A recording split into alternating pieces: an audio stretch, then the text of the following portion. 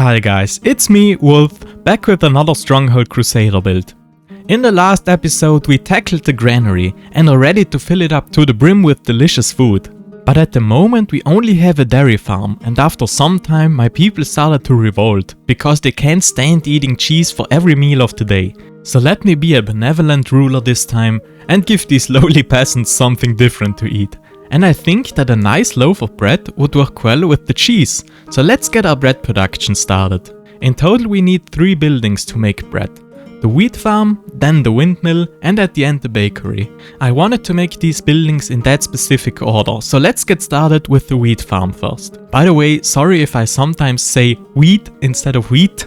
We are not growing wheat here. Starting off I had to make a little box as a base again.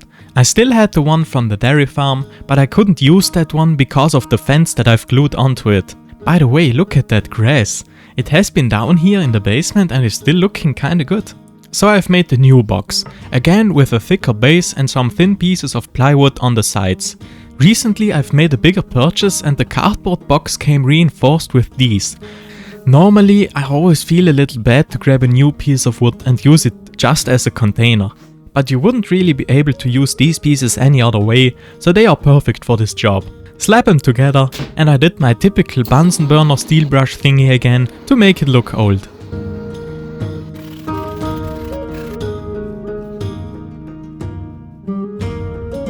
For the building I had to cut some different slices and sticks of wood again. I'm normally using one big slab, and with how little wood I need for these buildings, this lasts a long time. Obviously this type of wood is way too new looking, and because the in-game building has this weathered look, I wanted to use the wood stain that I've used on the dairy farm build. This time I was also using surgical gloves, because last time I got some on my fingers and couldn't get it off for I think 5 days.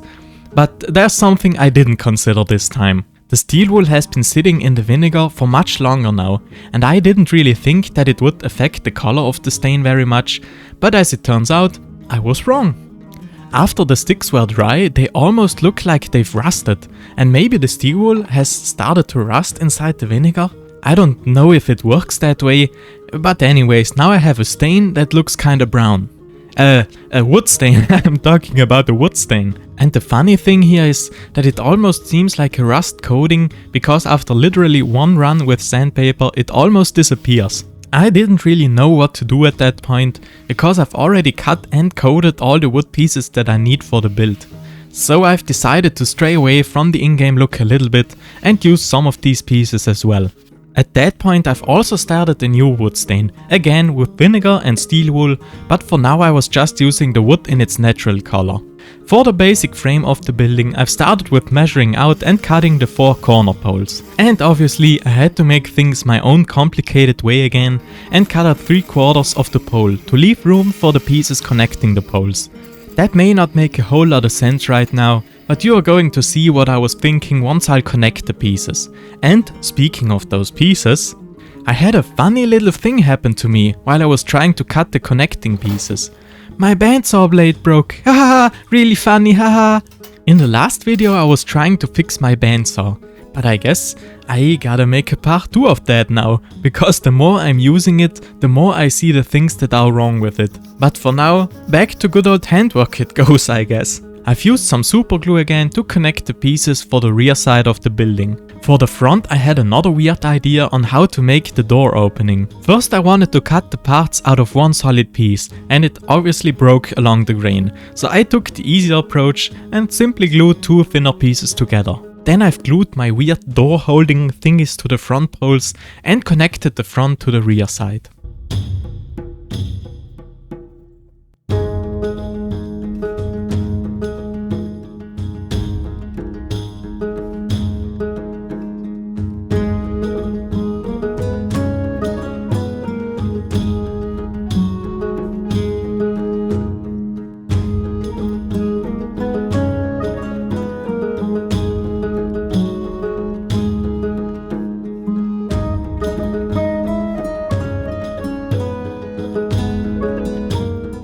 After that I've started to make the angled pieces for the roof, and I just wanna let you take a look here at my highly advanced planes I draw.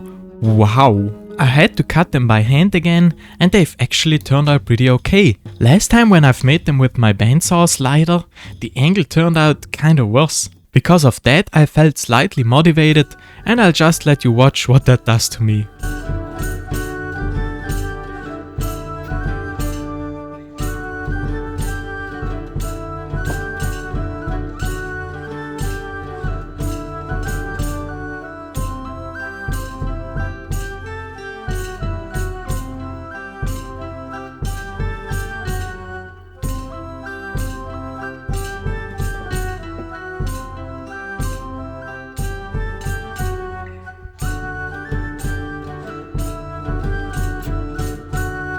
I'll spare you from the second one, and once this was done, I've also added the door frame. Yes, I know it looks pretty narrow right now, but I've simply tried to match the in-game building.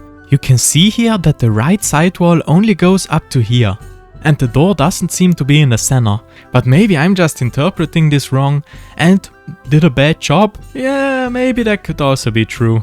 But nonetheless, I've started with covering all the sides with wooden planks. I've used different widths and thicknesses and sporadically added a rusty wood accent. I've also tried to not glue them on perfectly straight and make a rough cut on the bottom to make it look more realistic. I've also added 4 pieces on the roof so that the wax cloth can't fall into the building.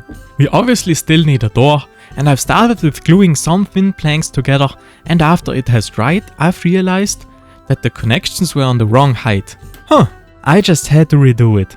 I set it aside to dry and completely forgot about it until the end of the build. I've put the building and the door aside for now and just started with the accessories. If we are looking at the in-game building again, I can clearly see a scythe and a hoe, a little grindstone, a bucket and a bag. With the tool next to the scythe I'm having a little trouble what exactly that's supposed to be.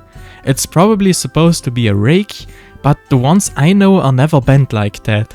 Another option would be a wooden flail for thrashing the wheat.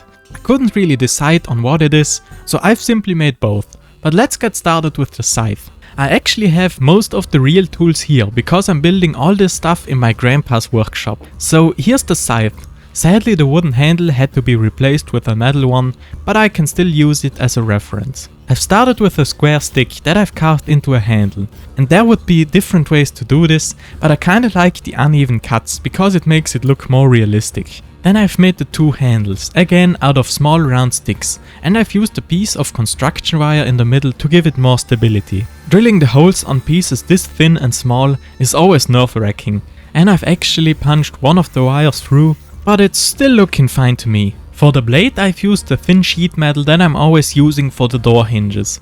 I drew the shape on there, cut it out. I've also made the little bend on the top and at the end grinded it into shape. Then I've clamped it onto the handle and our tiny little scythe is ready for work. And I also have a little extra to tell you about the scythe, or rather the way of sharpening it. I wanted to show you the traditional way of how people were sharpening their scythes around here. So this is really a piece of history that I don't want to be forgotten, and maybe it's interesting to you too, so yeah. I still have this old tool in the basement that on the first sight doesn't really seem like a sharpening tool. I don't know for 100% how people were using it, at least I can't figure out the right way. The basic principle is to sit on the back here and put the blade between these 2 jaws, I guess you could call them, and push the handle down to compress the metal on the blade. So it basically pushes the edge together, making it sharper. You can't really tell on the real scythe here, so I've used a thin sheet metal again to demonstrate it. Now the part that I don't really get is how you would do this alone. I mean, maybe you had to be in 2 and someone's holding the handle on the other side, or maybe you had to take the blade off the handle to do it. At least I wasn't able to do it alone. But let's move on to the next tool, the rake. This one that I have right here has seen better days. It is missing 2 teeth and is also pretty loose, but it's definitely good enough for a reference. I started with the part in the front, and to be able to put the teeth inside I had to once again stray away from the real shape a little bit. I've made the teeth by sharpening a little stick, cutting it and rounding the top off. I've made a few of them and continued with the handle. On the real thing, the handle goes through the part in the front, and here I had to cheat a little bit again and make it go around the front part. Then I was really smart and didn't record me drilling the holes and gluing the teeth inside. And so all you get to see now is the finished rake. Let's move on to the flail. I don't have that one here, but it's pretty much the simplest tool you can imagine. It's basically a stick attached to a stick. But what I do have is an interesting language fact. You have probably heard from my accent that I speak German. And English and German are both Germanic languages, so in the last days I came across some interesting similarities, especially with these older words, like in this case the name of this farming equipment here. The flail here, for example, in English it's a flail for threshing, and in German it's a Dreschflegel. So a Flegel zum Dreschen, pretty much the same thing, right? Whenever I go into a club I'm thinking, where the hoes at? Not really, I never go to the club, but anyways, next comes the hoe.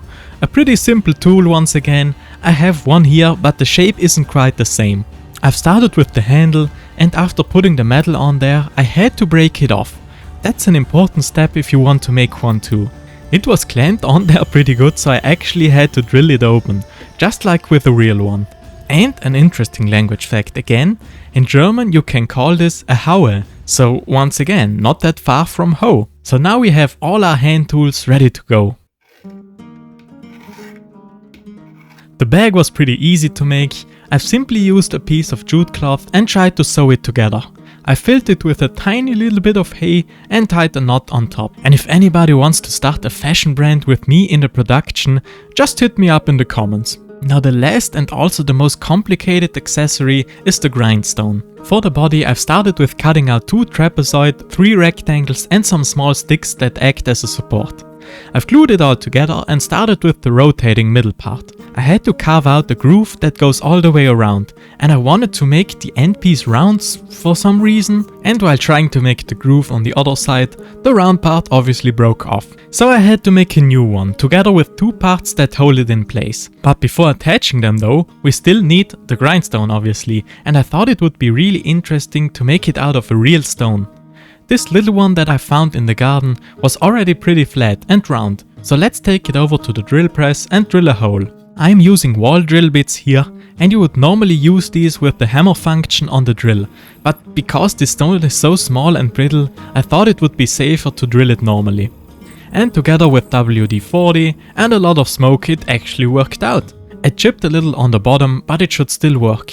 Later I've used an angle grinder with a rough metal grinding disc to make it round. I own a diamond disc for cutting, but I never had to use a stone grinding disc.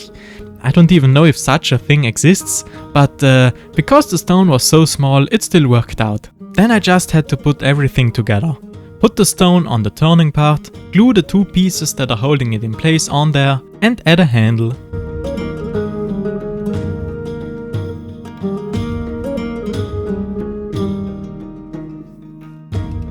The new wood stain had a nice dark color at that point, so I've started to brush it all over the building and the tools. On the next day all the white parts had a nice weathered grey color, exactly how I wanted it to be. By the way, after coating the building and the tools in the stain, I remembered the door and finished it. Nothing special really, I've made my standard little door hinges again and glued them between some planks, because this time I wanted them to be hidden. Another thing I've added are these 3 sticks on the roof, because in-game it seems like there are rafters sticking through the cloth. And I sadly had to poke some holes in the new roof to match the in-game building. Are you fed up with the details already? Because I'm still not done. There's also a bucket next to the in-game building, and because I had already made one for the dairy farm, I just took that one. Also, what makes a wheat field a wheat field? I've simply used some hay for that, folded it once and tied it together. At the end I've still shoved a stick inside the middle so that I can push it into the soil. If we are thinking with in-game logic again, you can only place the wheat farm on grass ground. And because I didn't have the patience to grow the grass the natural way, I just took the grass that was left from the dairy farm and placed it around the border to make it seem like it has actually grown there. Now we are ready for the final assembly.